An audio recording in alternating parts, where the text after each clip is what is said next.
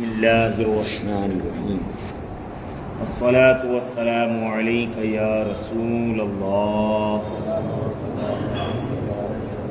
الصلاة والسلام علیک یا حبیب اللہ الصلاة والسلام علیک یا نبی اللہ الصلاة والسلام علیک یا نور اللہ صلی اللہ تعالی علیہ وسلم۔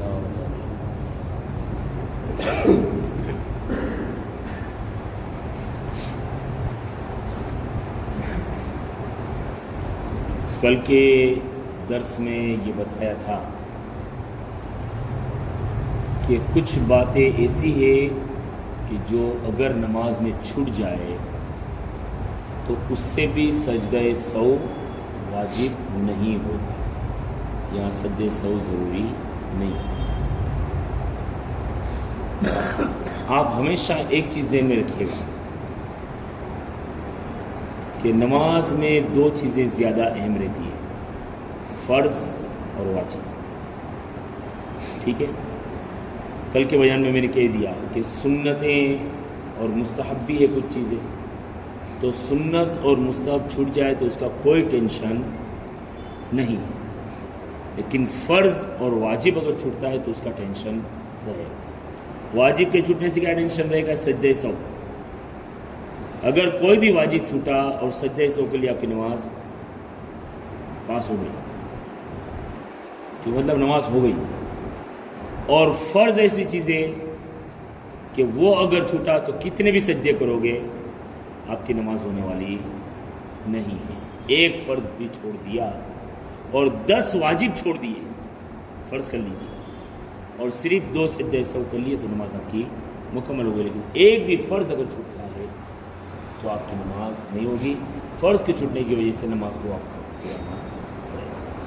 باقی مسئلے کو دیکھیے، قرأت وغیرہ کسی موقع پر سوچنے لگا اور اتنی دیر ہوئی کہ 3 بار سبحان اللہ کہہ سکے تو سجدہ سہو واجب ہے۔ نماز پڑھ رہے ہیں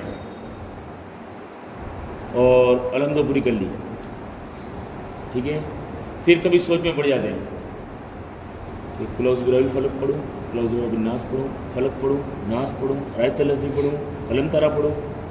اس میں اتنی دیر سوچنے میں نکل گئی کہ آسانی کے ساتھ آرام سے، کل بھی میں نے کہا تھا اللہم صلی علی سیدنا محمد، تو آرام کے ساتھ پڑھنے کا یہاں مقدار ہے، اسپیڈ سے نہیں۔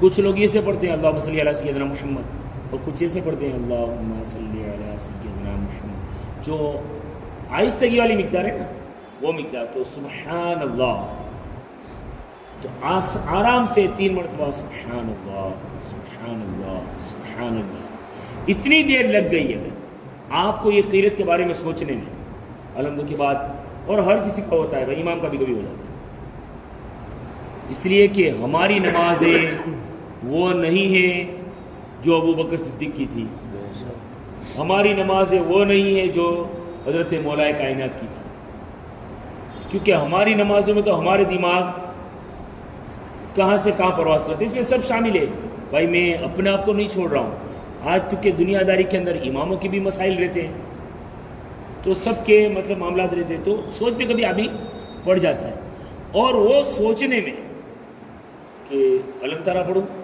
انا اعطیناک پڑھوں، قل اعوذ برب الفلق پڑھوں، قل اعوذ برب الناس پڑھوں، اتنا یہ سوچنے میں اگر 3 مرتبہ سبحان ربی سبحان اللہ کہنے کے برابر اگر سوچنے میں آپ کا ٹائم نکل گیا تو آپ پر سجدہ سہو واجب ہو جائے۔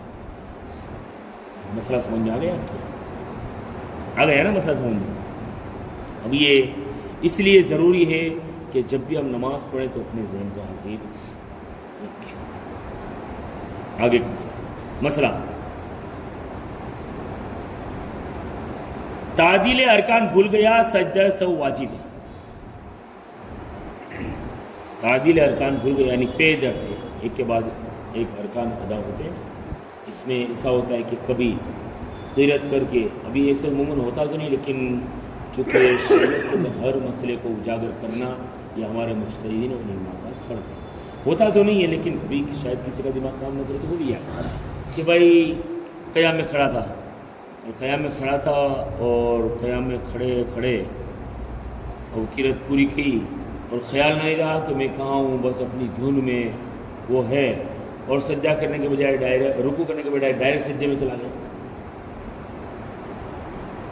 तो अरकान का पे दर पे हो तो तादिल अरकान कहते हैं। तो अगर आगे पीछे हो जाता है अगर रुकू, तो फिर वहाँ क्या होगा?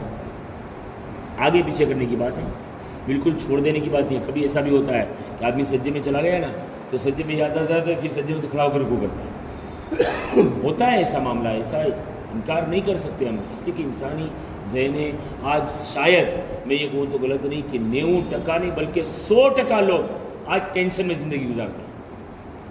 किसी को न किसी को किसी न किसी चीज़ का टेंशन होगा न होगा। टेंशन मुक्त ज़िंदगी गुजारने वाले वो लोग हैं जिनके आज हम दुनिया में चमक रहे हैं, वरना हम, और ये हमारी फितरत में ये चीज़ क्यों कि जब हमारे बाबा आदम का खमीर जब तैयार किया गया ना, खमीर आदम यानी हज़रत आदम का पुतला, तो अल्लाह ताला ने फरिश्तों को हुक्म दिया कि मट्टी लाओ। मट्टी लाए, और मट्टी लाने के बाद फिर कहा गया कि अब इसमें पानी डालो। मट्टी गुंदरी तो है ना, वो कोरी मट्टी लाए थे, अब बासण बनाना है, पुतला बनाना है, जो कुछ भी बनाना, तो मट्टी को गीली तो करनी पड़ेगी ना, गुंदनी तो पड़ेगी ना। तो मट्टी गुंदने के लिए अल्लाह ने फरिश्तों से कहा कि पानी डालो। तो वो पानी उसमें पड़ा ना, वो पानी कैसा पड़ा जानते हैं आप? इसलिए उलमा जब बयान करते हैं ना, तो अक्सर ये कहते हैं कि हर इंसान की ज़िंदगी में टेंशन है, ठीक है। कुछ लोग ऐसे नवाब होते हैं कि मौलाना तो बोलते रहते हैं, प्रभु का टेंशन है वगैरह वगैरह, लेकिन हमारी ये फितरत में आप इसका इनकार नहीं कर सकते। क्यों कि जिस वक्त पानी डाला गया उसमें तो 80% पानी गम का डाला गया और 20% पानी ही मसरत का हुआ है। जब हमारी फितरत में है तो आप कैसे कह सकते हो कि मुझे कोई टेंशन ही नहीं है? बात समझ में आ गई ना आपके? तो ये ज़िमरन बात निकली थी, इसलिए बोलता हूं। तो अगर अरकान आगे पीछे हो जाते हैं, आगे पीछे और बिल्कुल छोड़ ही दिया, तो आप क्या छोड़िएगा? रुकू छोड़िएगा? तो रुकू भी तो फर्ज है। आप छोड़िएगा तो क्या छोड़िएगा? सज्जा छोड़िएगा। तो अगर बिल्कुल छोड़ दिया तो सज्जा भी तो फर्ज है। तो फर्ज अगर आपका छूटा तो फिर आपकी नमाज ही नहीं हुई। लेकिन तादील अरकान से मुराद ये है कि जो अरकान पे अदा करने हैं वो आगे पीछे अगर हो जाए, आपने अदा तो किए लेकिन आगे पीछे अगर हो गए हैं तो ये आपका सज्जा से काम चल जाएगा। लेकिन ये क़याम फ़र्ज़ है, क़िरात फ़र्ज़ है, आपका रुकू फ़र्ज़ है, आपका सज्जा फ़र्ज़ है, आपका कायदा फ़र्ज़ है। अगर बिल्कुल छोड़ दीजिएगा तो नमाज ही नहीं होगी आपकी। लेकिन अगर आगे पीछे अगर हो जाते हैं तो सजदा को सव करने से आपकी नमाज हो जाएगी। मुक्तदी अत्तहियात न ख़त्म करने पाया था कि इमाम तीसरी रकात के लिए खड़ा हो गया तो मुक्तदी पर वाजिब है कि अपनी अत्तहियात पूरी करके खड़ा हो, अगरचे थोड़ी देर हो जाए। पढ़ने से ही मसला आपके शायद समझ में आ गया।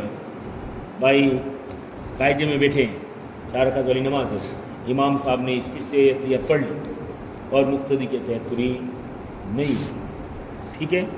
तो अब इमाम भले खड़ा हो गया, लेकिन जिसकी अत्तहियात पूरी नहीं हुई उसको चाहिए कि वो बैठ करके अत्तहियात पूरी कर ले, उसके बाद खड़ा। और जैसे ही खड़ा हुआ कि इमाम ने रुकू कर दिया तो फिर आप रुकू में चले, इसलिए कि अब आपको तो पढ़ना नहीं है इमाम के पीछे कुछ, ना आपको अलमदो पढ़नी है, ना क़िरात करनी है, कुछ भी नहीं। तो अगरचे भले थोड़ी देर हो जाए आपको खड़े होने में, तो आप अपनी अत्तहियात पूरी कीजिए। इसकी वजह क्या है कि अत्तहियात वाजिब है। आगे मैंने कल के बयान में कहा था कि अगर आउज़ु बिल्लाह छूट गया, बिस्मिल्लाह छूट गया, आमीन छूट गया, सुभान रब्बिल अज़ीम पढ़ना छूट गया, सुभान रब्बिल आला पढ़ना छूट गया, तो कोई बात नहीं, इसलिए कि वो सुन्नत मुस्तहब है और अत्तहियात वाजिब है। आप वाजिब को नहीं छोड़ सकते आप। तो अगर इमाम खड़ा हो गया है तो आप अपनी अत्तहियात पूरी कीजिए और अत्तहियात पूरी करके پھر کھڑے ہوئیے، اور جیسے ہی آپ کھڑے ہوئے تھے کہ واپس امام نے اللہ اکبر کے رکوع میں چلا گیا تو آپ کھڑے ہوئے ہیں فوراً امام نے رکوع کر لیا تو رکوع میں چلے جائیے، اس لیے کہ آپ کو وہاں قیام میں پڑھنے کی ضرورت نہیں، اس لیے کہ آپ امام کے ابتدا میں کھڑے ہوئے۔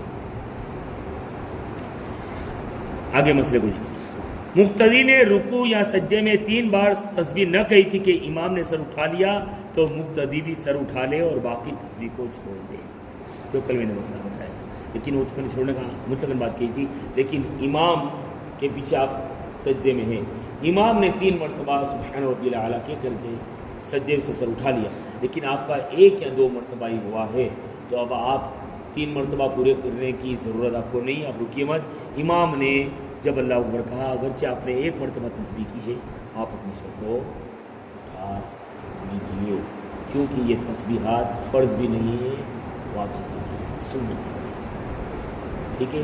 یہ چند مسئلے ہیں، یہ فقہی مسئلے، نماز کے مسئلے، اس کو ذہن میں رکھیے۔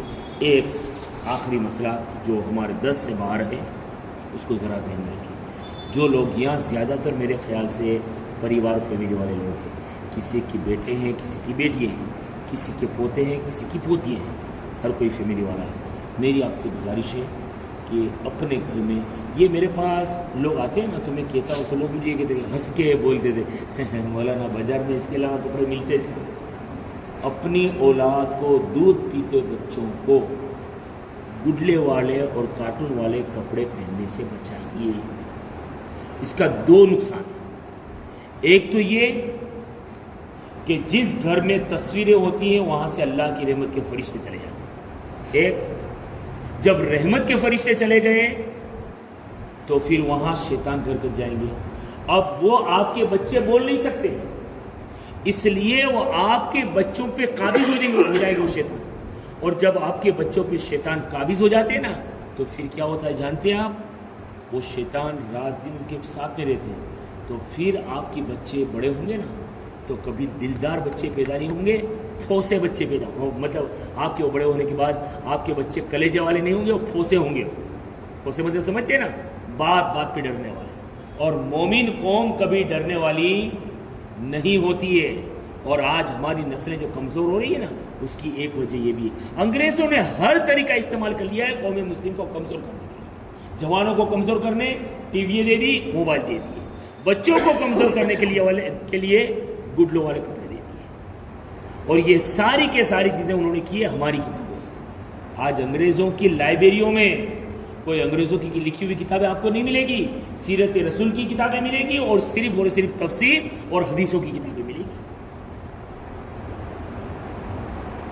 تو اس چیز کا یہ ایک بات کو سمجھیں یا مسئلے کو سمجھیں تو کوئی بھی سمجھے، اس چیز سے اپنے آپ کو بھی روکیے، خاص کر کے میرے نوجوان وہ پوسٹر والے کپڑے پہنتے ہیں نا، وہ دیگر چیزیں ہیں جیسے کوئی مینارہ وغیرہ ہوتا ہے، نہیں کوئی جو کیا بولتے ہیں اس کو، وہ چائنا کا ٹاور ہوتا ہے، نہیں اس کے بات الگ ہے، میں جاندار کی بات کر رہا ہوں جس کے اندر جیو ہوتا ہے، جیسے ساوج ہے، لپڑا ہے، یہ گڈے ہیں، یہ گڈی کا ہے، اس کی میں بات کر رہا ہوں، ورنہ عام اگر پوسٹر والے اگر پہنتے سادے پوسٹر والے تو اس کا انکار نہیں ہے، لیکن اس سے 2 چیز کا نقصان ہے، اور زیادہ تر جس میں یہ گڈلے والے کپڑے وغیرہ پہنے جاتے ہیں اس میں دیکھیے گا گھروں میں سے برکت بھی اڑے گی، اس لیے کہ رحمت چلی گئی تو برکت بھی گئی، یہ ذہن میں رکھیے۔ اور پھر اس کا ریزن کیا ہوتا ہے جانتے ہیں آپ، جب گڈلے والے کپڑے پہنتے ہیں نا، بچوں کو پہناتے نا، تو پھر ریزن کیا ہوتا ہے، کبھی کبھار شیطان اس طریقے سے بچوں کو ڈرا دیتا ہے کہ بچے پوری رات کرتے رہتے، ماں باپ بھی پریشان اور پڑوسی بھی پریشان۔ اب وہ بچہ بول تو نہیں سکتا ہے کہ سامنے مجھے کچھ نظر آ رہا ہے، مجھے کچھ دکھ رہا ہے، اب پوری رات وہ بچے روتے رہتے ہیں، تو آپ مجھے بتائیے کتنے نقصانات ہیں اس کے، کتنے نقصان ہیں، اور شیطان سوار ہو گئے نا ان کے اوپر۔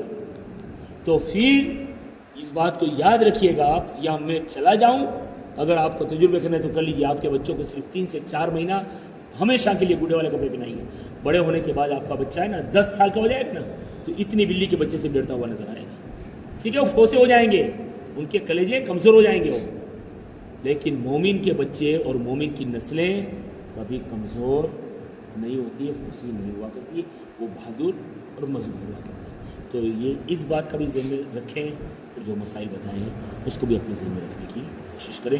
اللہ رب العزت نے عمل کرنے کی توفیق عطا فرمائے.